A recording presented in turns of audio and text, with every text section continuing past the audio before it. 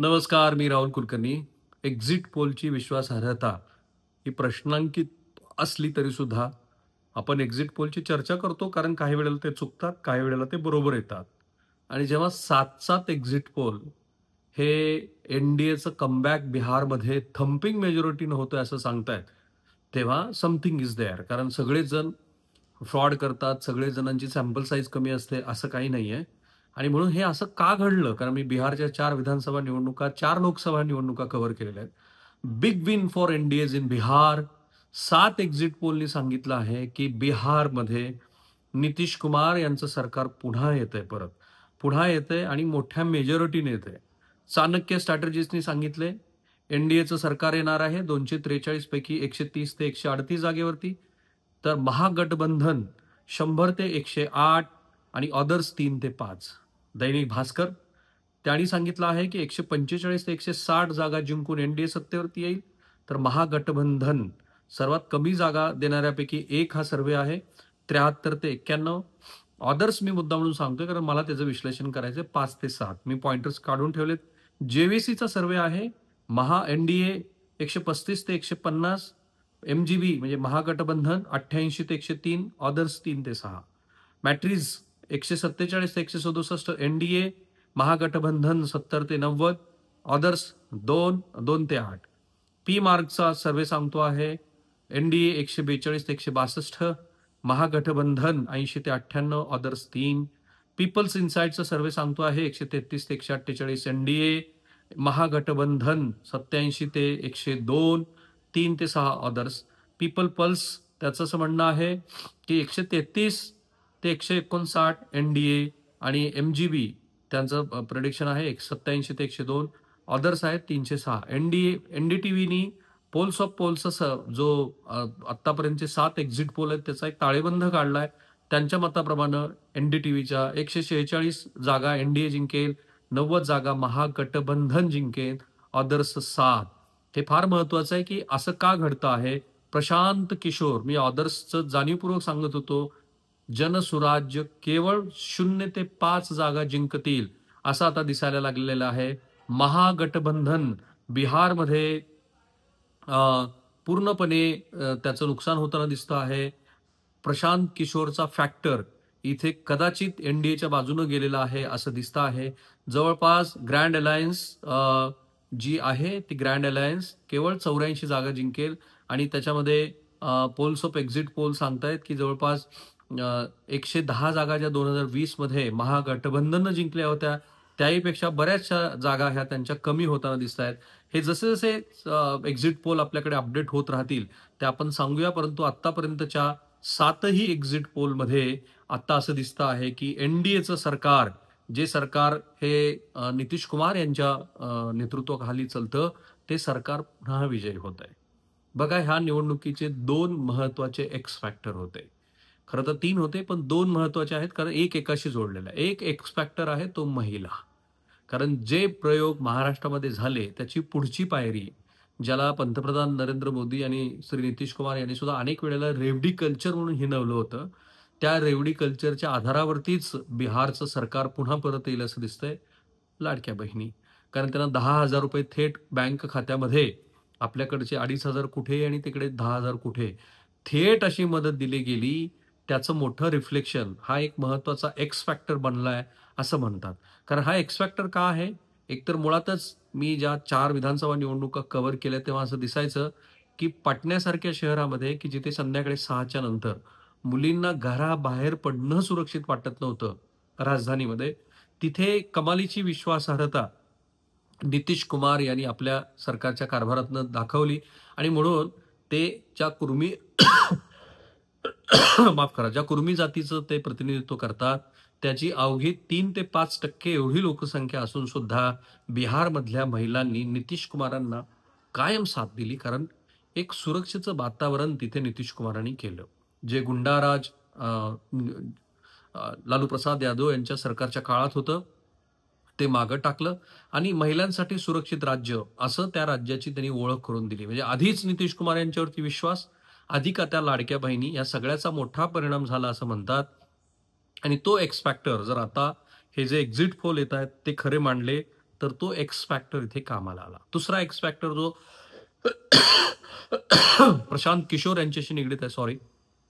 तो आहे, तो एक्स फॅक्टर आहे बाहेर असलेले जे बिहारी होते बघा, तुम्ही कितीही त्यांना नावं ठेवा, महाराष्ट्राच्या कानाकोपऱ्यामध्ये आज बिहारी मजूर आहेत. ते तन, मन, धनाने काम करतात. धन इन द सेन्स कमी रोजगारावर काम करतात. मनानं काम करतात. कित्येक तास कष्ट करण्याची त्यांची तयारी असते. हे देशाच्या प्रत्येक कोपऱ्यात पोहोचलेले आहेत. मी त्यांना श्रीनगरमध्ये पण बघतो, मी त्यांना अरुणाचल प्रदेशात तवांगमध्ये पण बघतो, मेघालयात बघतो, मणिपूरमध्ये बघतो, बिहारी नागरिकांना. हे बिहारी नागरिक हे आपल्या शहरामध्ये, आपल्याला आपल्या जिल्ह्यामध्ये, शहरात, गावात, राज्यात रोजगार नाही म्हणून बाहेर गेलेत. आणि ही जी बेरोजगारी आहे ऑन एन एव्हरेज, कारण बिहार हे देशातलं सर्वाधिक गरीब राज्यापैकी एक राज्य आहे. पर कॅपिटा उत्पन्न त्यांचं आपल्या राज्याच्या कितीतरी पटीत कमी आहे. आय थिंक 5 पटीत कमी आहे महाराष्ट्राच्या तुलनेत. पण हे जे लोक छठपूजेच्या निमित्ताने पुन्हा बिहारला गेले होते, ते तिथेच थांबलेत. त्यांनी मतदान केलंय. आता हा जो वाढलेला मताचा टक्का आहे, जवळपास 10% मतदान वाढलंय. युज्युअली 2020 मध्ये जे 10% जे मतदान झालं होतं, त्याच्या 10% अधिक मतदान वाढलंय. हा एक एक्स फॅक्टर आहे. आणि तो एक्स फॅक्टर हा प्रशांत किशोर यांच्या बाजूने जाताना दिसतोय. कारण प्रशांत किशोरांनी बिहारमधल्या मंडळींना तुमचं प्राईड मी देईन असं म्हटलं होतं, जे बाहेर गेलेले आहेत त्यांच्यासाठी. आणि तुम्ही बिहारच्या नागरिकांनी बदलावसाठी तुम्ही मला मतदान करा असं म्हटलं होतं. जर हे मतदार जे एरवी कदाचित एनडीएवरती नाराज होऊन माय म्हणजेच मुस्लिम आणि यादव हे वोटिंग घेणाऱ्या लालू प्रसाद यादव यांच्या चिरंजीवाकडे गेले असते, तर कदाचित निकाल वेगळा राहिला असता. परंतु हे जर मतदान प्रशांत किशोर यांच्याकडे गेलं असेल, की जो एक चेंज आणू इच्छिणारा व्यक्ती आहे, अशी त्यांनी स्वतःची प्रतिमा केली आहे, तर त्याचा महागठबंधनला निश्चितपणे फटका बसलाय. आणि जो निगेटिव्ह वातावरण होतं सरकारच्या विरोधातलं, कारण एवढ्या मोठ्या प्रदीर्घ काळापासून मुख्यमंत्री नितीश कुमारच आहेत. मधल्या काळात त्यांनी स्वतःच एक प्रयोग करून बघितला आणि त्यांनी ज्यांना बसवलं होतं तेच डोईजड झाल्यानंतर ते पुन्हा परत केंद्रातनं आले सत्तेवरती. पण तो एक अपवाद वगळता जतीनराव मांझीचा, तर नितीश कुमार हेच मुख्यमंत्री राहिलेत. एक अँटी इन्कम्बन्सी कोणत्याही सरकारच्या विरोधात असते. काही राज्य अपवाद आहेत, जसं ओडिशा राज्य आहे किंवा पश्चिम बंगाल आहे, की जिथे, किंवा त्रिपुरा आहे फॉर दॅट मॅटर, 20-20, 25-25 वर्ष एखाद्या राज्याचा मुख्यमंत्री तोच राहतोय. बिहार त्या दिशेनं वाटचाल करतंय. बिहारचा, स्वतंत्र बिहारचा मी अभ्यास केला आणि मला असं लक्षात आलं, की तिथे प्रो इन्कम्बन्सी हा एक नवीन पॅटर्न तिथे सेट झाला आहे. तो पॅटर्न काय आहे? देश स्वतंत्र झाल्यानंतरची पहिली 30 वर्ष प्रो इन्कम्बन्सी आहे तेच सरकार. मधल्या काळामध्ये पुन्हा राजकीय अस्थिरता आणि गेली 30 वर्षामध्ये प्रो इन्कम्बन्सी. 15 वर्ष लालू प्रसाद यादव यांचं सरकार आणि त्यानंतरची पुढची काळ नितीश कुमार यांचं सरकार. म्हणून हे जे प्रवासी भारतीय म्हणजे प्रवासी बिहारी मंडळी आहेत, मी त्यांना वेगळ्या कॉन्टेक्स्टमध्ये प्रवासी म्हणतो, ती बिहारमध्ये परत गेली, त्यांनी मतदान केलं. तो एक एक्स फॅक्टर आहे. आणि तो एक्स फॅक्टर हा प्रशांत किशोर यांच्याशी जोडला गेलेला आहे. आणि म्हणून हे 2-3 महत्त्वाची गोष्टी, की एक नितीश कुमार यांची स्वच्छ प्रतिमा, त्यांच्याविषयी महिलांच्या मनामध्ये असलेली विश्वासार्हता. बरं, बिहारबद्दल असं आहे, की तुम्ही बिहारच्या आर्थिक विकासाचा गाढा जर तुम्ही बघितला, तर तो असा गाळात रुतलेला दिसतो आजही. परंतु कृषी विकासामध्ये मात्र बिहारनं खूप मोठी मजल मारलेली आहे. ज्या राज्याची लोकसंख्या घनता, म्हणजे तुम्ही पटण्यासारख्या शहरामध्ये फिरायला लागल्यानंतर तुम्हाला माणसांना असं दूर सारून जाताना सुद्धा कसं तरी वाटतं, की इतकी घनता आहे लोकसंख्येची. त्या बिहारमध्ये शेतीविषयक विकास हा मोठ्या प्रमाणामध्ये केलाय. मधल्या काळामध्ये रस्ते छान झालेले आहेत केंद्रीय योजनांच्या माध्यमातनं. काही नद्यांचं पाणी इकडे-तिकडे वळवण्यात आलेलं आहे. त्यामुळं जरी तिथे इंडस्ट्री नसली तरी शेती क्षेत्राचा विकास, जी कारण तो दोआब आहे, जो गंगेचं खोरं आहे, त्या खोऱ्यातला, गंगा यमुनेच्या खोऱ्यातला हा प्रदेश आहे.